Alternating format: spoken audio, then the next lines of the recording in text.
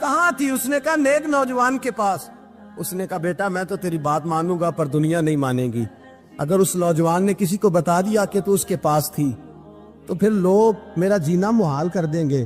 بیٹا میں مر جاؤں گا، میری مجبوری یہ ہے کہ وہ کہیں راز نہ اگل دے وہ نوجوان، اسے قتل کرنا پڑے گا۔ عورت نے منتیں کی، اس بیٹی نے کہا میرے محسن کو مارو گے، روئی، اور وہ کہنے لگا میں بادشاہ، وہ میرا اپنا وقار ہے، میں اس کو چھوڑ نہیں سکتا۔ گرفتار کر لائے سپاہی۔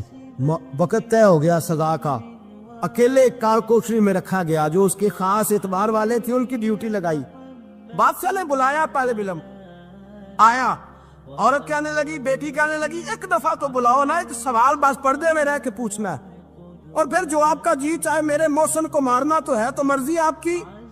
سامنے کھڑا کیا نوجوان، پردے کے پیچھے عورت کھڑی ہو گئی۔ بادشاہ بیچ بیٹھ گیا۔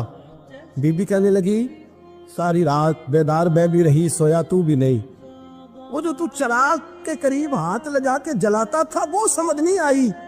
نوجوان رو پڑا، کہنے لگا کیا کروں، میں نے رسول اللہ کا دین پڑھا ہے، کیا کروں، میں نے حضور کا دین پڑھا ہے، میں نے پڑھا ہے کہ زانی کو سب سے نیچے دوزخ کے سب سے نچلے درجے میں جلایا جائے، اسے جہنمیوں کا پیپ اور ریشہ پلایا جائے، کند کھلایا جائے، یہ روایتیں پڑھی ہوئی تھیں۔ تھوڑی دیر کے بعد شیطان مجھے کہتا تھا بدکاری کر لے، میں اپنا ہاتھ اسی وقت جب شیطان مشورہ دیتا تو میں آگ پہ کرتا، میں کہتا اگر یہ برداشت ہو گئی تو وہ بھی ہو جائے۔ جب ہاتھ جلتا تو میں سمجھ جاتا نہیں تجھ سے تو یہ نہیں برداشت ہوتی تو وہ کیسے ہو۔